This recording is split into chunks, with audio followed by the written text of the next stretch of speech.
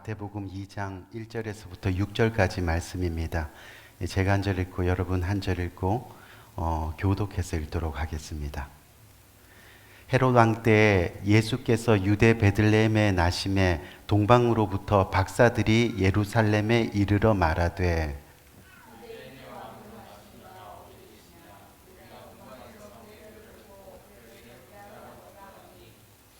헤롯 왕과 온 예루살렘이 듣고 소동한지라.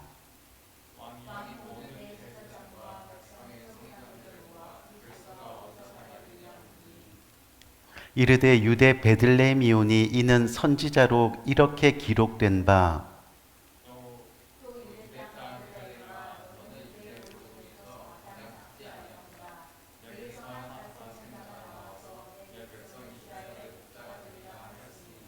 아멘, 아멘. 이 해마다 12월이 되면 우리는 성탄의 계절을 맞이하게 됩니다. 이 작년에도 12월에 성탄의 계절이 있었습니다. 금년에도 12월의 성탄 계절이 우리에게 찾아왔습니다. 아마 내년에도 틀림없이 12월의 성탄 계절은 찾아올 겁니다. 그리고 12월의 성탄 계절이 지나면 몇 주 후에 우리는 새해를 또한 맞이하게 될 겁니다. 그런데 언젠가 한 번은 이 성탄의 계절에 드리는 예배가 우리 인생에서 마지막 예배가 될 수 있다는 겁니다. 사실 오늘 이 예배가 저와 여러분의 생애의 마지막 성탄을 맞이하는 예배가 될 수도 있다는 그런 이야기이지요. 만약 그렇다면요, 저와 여러분들은 어떤 자세로 그리고 어떤 마음의 각오로 이 예배를 드려야만 하겠습니까? 먼저는 2024년 한 해 동안 지내온 날들을 돌아보면서요, 이 하나님의 마음을 아프게 했던 것들이 있다면 그것을 회개하는 마음이 있어야겠습니다. 또 올 한 해 동안 주님의 몸된 교회를 위해서 조금 더 우리의 삶을 드리는 그런 헌신이 없었다면 그것 또한 회개하는 심령이 있어야 하겠습니다. 그리고 교회 가족들과 각 가정의 가족들을 미워하거나 원망하거나 아프게 했던 일이 있다면 그것 역시 회개하는 마음이 있어야 하겠습니다. 분명한 것은 뭐냐면 우리가 드리는 회개의 기도, 또 회개의 눈물, 또 회개의 고백이 바로 지난날의 모든 무거운 아픔과 또 더러운 생각들을 씻어낼 수 있다는 겁니다. 그리고 나서 우리의 마음이 기쁨으로 회복되는 역사를 일으킨다는 그런 이야기죠. 그렇게 되면 오늘 드리는 이 12월 성탄의 계절이 우리 인생의 마지막 예배가 된다 하더라도 우리는 진실되게 예수님이 우리 가운데 오셨고 또 지금 내 곁에 계시는구나 하는 믿음의 고백을 할 수 있게 되는 겁니다. 그리고 우리의 인생이 또한 또 다른 새해를 맞이할 수 있게 된다면 더욱 기쁨과 감사로 그렇게 맞이하면서 용기 있게 살아갈 수 있게 되는 거지요. 그래서 그리스도인들에게는 이 성탄의 계절이 멋진 축복의 시간이 되는 겁니다. 왜요? 성탄의 계절에 예배하는 것이 예수님이 우리 가운데 오셨구나를 깨닫는 믿음의 확신이라는 거죠. 그리고 우리 인생을 돌아보면서 회개를 통해서 다시 한번 기쁨을 회복할 수 있는 멋진 시간이 되기 때문이라는 겁니다. 그래서 부디 바라기는 이 성탄의 계절에 회개의 역사가 그리고 예수님을 온전히 의지하는 고백의 역사가 일어나서 우리가 다시 에덴 동산의 기쁨이 회복되는 이 복된 계절이 되기를 주님의 이름으로 간절히 축원드립니다. 오늘 이 성탄의 사람들이라는 주제로 그래서 두 번째 시간을 가지는데 저는 처음 미국에 와서 참 좋았던 것이 하나 있습니다. 그리고 그것이 지금까지도 좋습니다. 그게 뭐냐면 매년 12월이 되면 사람들이 이 각각의 방식대로 자신의 집들을 예쁘게 꾸미고 그렇게 성탄절을 맞이하는 모습입니다. 벌써부터 저희 동네도 나름 화려하지는 않지만요, 집집마다 각자의 개성에 맞게 성탄절 장식들을 꾸며 놓았는데요, 그 장식들이 조용한 주택가에 밤을 수놓는 것, 그 모습을 바라보는데 정말 아름답고 따뜻하게 느껴지는 겁니다.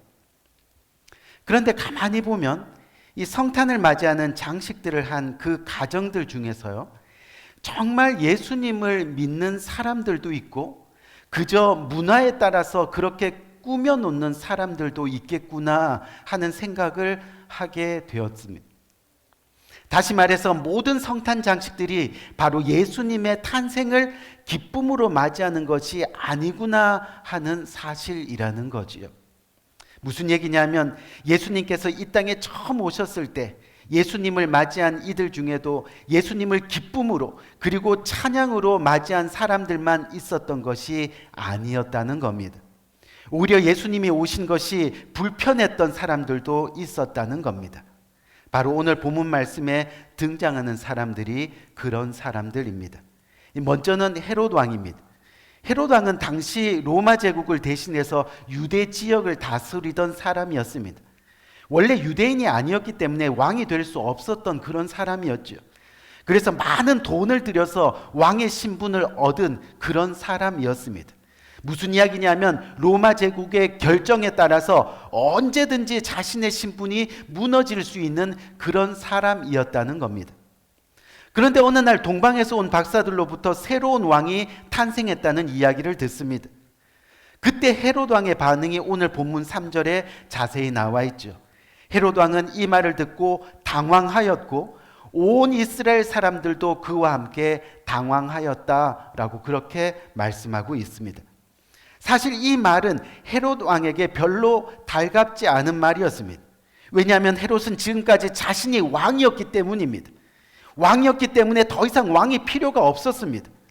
구세주라는 예수의 도움 없이도 자신은 지금 왕으로서 잘 먹고 잘 살고 권력을 누리고, 그러니까 예수의 소식이 당황스러울 수밖에 없는 겁니다. 사실 오래전 구약시대 때부터 메시아 예수 그리스도가 태어날 거라는 것을 성경에서는 이미 예언한 상태입니다. 어느 장소에서 태어날 것도 이미 예언되어 있습니다. 그렇기 때문에 예수님이 태어났다는 것은 예언이 이루어진 겁니다. 기쁜 일입니다. 반기고 영접해야 할 일입니다. 그런데 헤롯은 지금 당황하고 있다는 겁니다.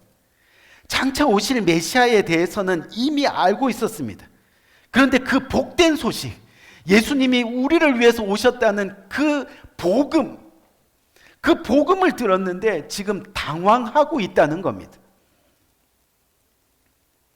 우리 사랑하는 성도님들, 우리 가운데서도 복음을 들으면 당황하는 사람들이 있습니다. 왜요? 이 헤롯 왕처럼 지금까지 내 인생이 내 것이라고 생각하고 살았고요, 내가 내 삶의 주인이라고 생각하고 살았고, 하나님의 뜻과 명령이 아닌 내 뜻, 내 원하는 것, 내 감정, 내 생각대로 살아왔는데, 그렇게 살아온 자신의 인생이 하나님 없이 살아왔기 때문에 자신이 죄인이라고 이야기를 듣는 겁니다. 그 이야기를 들으면 황당한 거죠. 당황하는 거죠. 지금까지 잘 살아왔는데 갑자기 죄인이 되니 당황할 수밖에 없다는 거죠. 우리 귀한 성도님들, 무슨 이야기입니까? 이처럼 내 삶의 주인이 내가 되면 예수님을 받아들일 수가 없는 겁니다. 우리가 세상 속에서 더불어 살아가다 보면요, 우리도 모르게 헤롯 왕처럼 높아지는 마음이 생깁니다. 어느 순간 자신이 자기 생명의 주인이 되어 있습니다.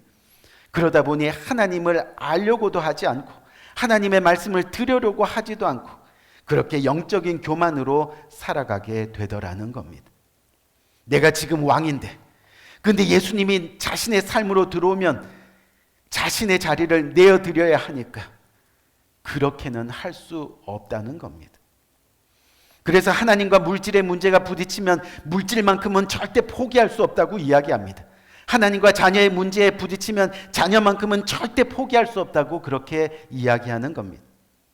그래서 주님을 알아도 복음을 들어도 그것을 믿음으로 받고 그 말씀에 순종하지 않으면요, 결코 헤롯 왕처럼 내 삶의 주인이 나일 수밖에 없는 겁니다. 여지껏 하나님 말씀을 들어도 예배해도 여전히 헤롯 왕처럼 자신이 주인이 되어서 살아가는 사람들이 너무나 많이 있다는 거죠. 오늘날 성탄절을 맞이하는, 성탄을 계절을 맞이하는 모든 세상의 사람들 가운데 자신이 왕이 되어 살아가는 사람들이, 자신이 주인이 되어 살아가는 사람들이 너무나 많다는 겁니다. 두 번째, 오늘 본문에서 등장하는 인물 중에 3절에 언급한 온 예루살렘 사람들이 있습니다. 어느 주석을 보니까 동방박사가 헤롯 왕을 만날 때 그 옆에 있던 신하들을 포함한다라고 그렇게 기록하고 있는 겁니다. 그 신하들도 틀림없이 헤롯 왕 옆에서 예수님의 탄생 소식을 전해 들었을 겁니다.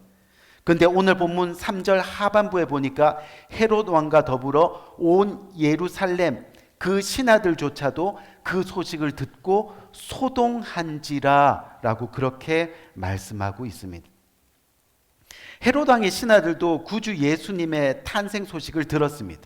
하지만 소동합니다. 두려워했다는 말입니다. 왜 그렇습니까?